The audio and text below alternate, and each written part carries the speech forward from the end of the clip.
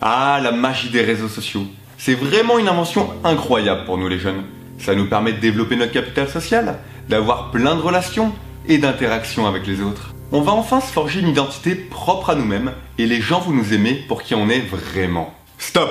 Si tu réfléchis bien, tu verras que tout ce que je viens de dire, c'est une énorme connerie. Et aujourd'hui, je voulais parler avec toi de cette désastreuse réalité et du monde virtuel dans lequel on vit.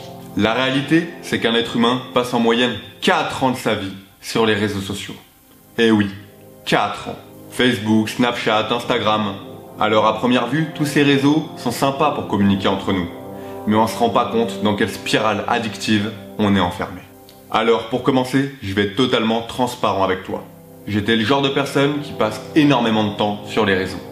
Peut-être 3 à 4 heures par jour. Je publiais des photos de ma vie régulièrement et j'observais celles des autres également. Aujourd'hui, quand je tourne cette vidéo, j'ai bien diminué. Mais pas arrêté tellement c'est addictif. Si je fais cette vidéo, c'est pour te montrer l'autre face des réseaux sociaux. Celle qu'on se cache par peur d'accepter qu'un simple bout de plastique est en train de prendre le contrôle de nos vies.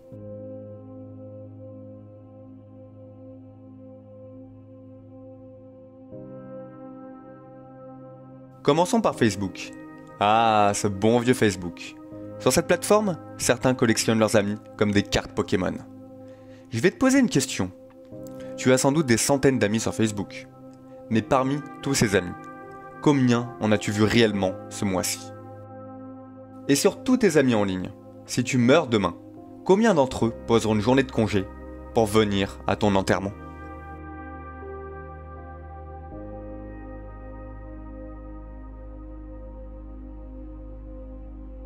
Alors, c'est bien beau, car tes soi-disant amis te souhaitent ton anniversaire chaque année grâce au rappel de notification. Une bonne méthode de la plateforme pour te donner l'impression de te sentir aimé. Te faire croire que grâce à leur application, des gens pensent à toi. Mais est-ce vraiment le cas? Regarde autour de toi. Certains ont plus de 15 conversations en même temps sur Messenger. Mais une fois leur portable éteint, ils côtoient la solitude au quotidien. Et tu sais que c'est la vérité.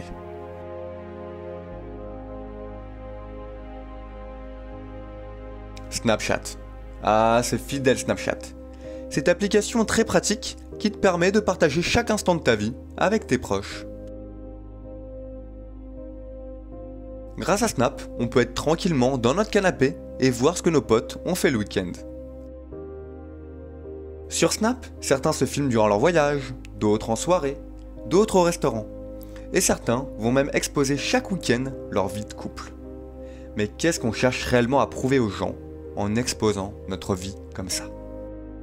Si demain on passe un bon moment avec nos potes, pourquoi on va se sentir obligé de prendre une photo, une vidéo pour la mettre en ligne dans notre story, au lieu de profiter à 100% du moment présent? Il y a un événement qui m'a choqué le mois dernier et qui m'a montré que Snapchat pouvait être un réel parasite pour les jeunes. On était mercredi après-midi, je me baladais dans la rue. Et d'un coup, un magasin a pris feu. Et le premier réflexe des gens autour de moi, ce ne fut pas d'appeler les pompiers ou de venir en aide aux commerçants, mais bel et bien de prendre un snap et de filmer la scène qui était en train de se dérouler sous leurs yeux.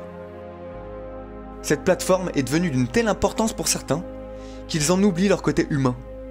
Ils sont comme soumis à cette application. Un peu comme s'ils avaient des comptes à rendre à Snap ou à leur communauté.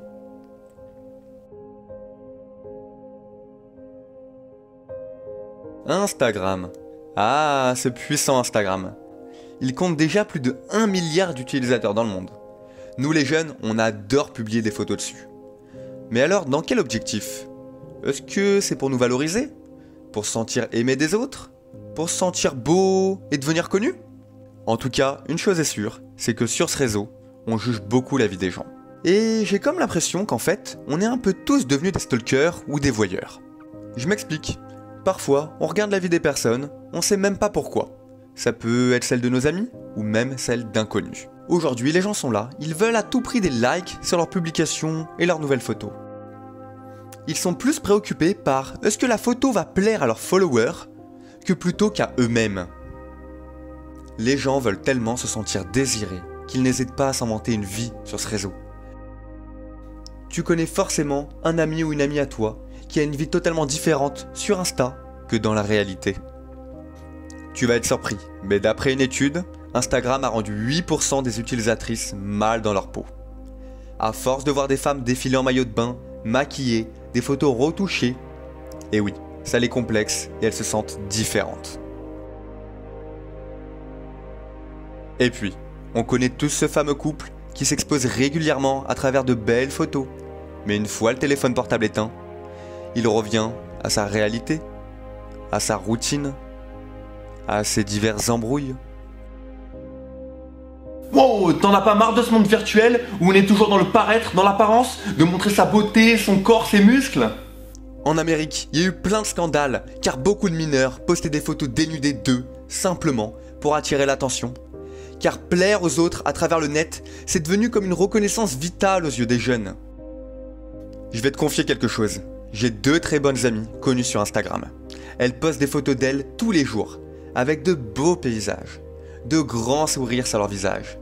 Eh bien, je peux t'assurer que dans la réalité, ces 2 jeunes filles de 24 ans, elles sont loin d'être heureuses. Et d'ailleurs, si elles l'étaient, réfléchis, elles n'auraient pas besoin de le prouver à des milliers d'inconnus. Alors, la vérité, c'est que de nombreux spécialistes ont prouvé que les jeunes utilisaient les réseaux sociaux pour combler un manque affectif profond. Les réseaux vont nous donner l'impression d'être aimés et d'être importants aux yeux d'autrui. Mais justement, demande-toi, est-ce la réalité ou simplement une impression ?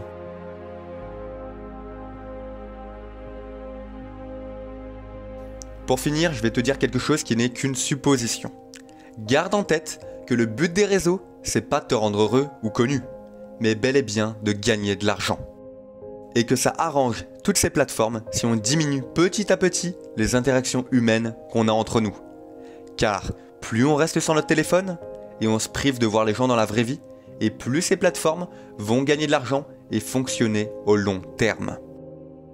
Et oui, si tout le monde se voyait régulièrement dans la vraie vie, si on partageait des moments ensemble, on aurait beaucoup moins besoin de toute cette communication virtuelle. Instagram, Snapchat, Facebook, ils s'en foutent totalement si t'es au fond de ton lit avec tes problèmes personnels. Ils s'en foutent si leur concept a pu créer des milliers d'harcèlements auprès de jeunes. Ils s'en foutent royalement si certaines filles sont complexées de leur corps à force de se comparer aux autres. Le but numéro 1 de ces entreprises, c'est que tu continues à publier ta vie pour alimenter leur business. Donc j'aimerais te dire, arrête de te laisser emporter par cette folie du numérique. Arrête d'accepter la distance qu'elle est en train de mettre entre toi et tes proches.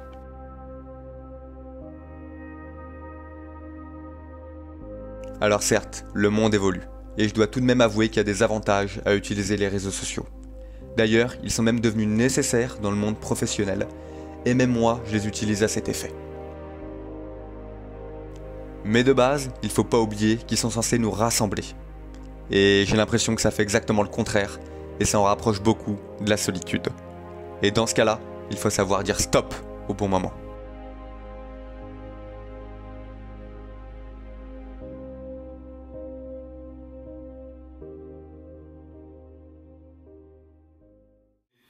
Alors, si je pouvais te donner 2 petits conseils, ça serait premièrement d'enlever les notifications de ton portable qui nous rendent totalement accros. Et deuxièmement, ça serait de commencer à dire je t'aime aux gens autour de toi. Et non pas à travers un message ou un bouton like. Et voilà, j'espère que la vidéo t'a plu. Moi c'était Joseph. Je te dis à très vite pour une prochaine vidéo. N'oublie pas de liker, de t'abonner, de mettre la petite cloche pour ne rien rater de la chaîne. Et je te dis à très vite.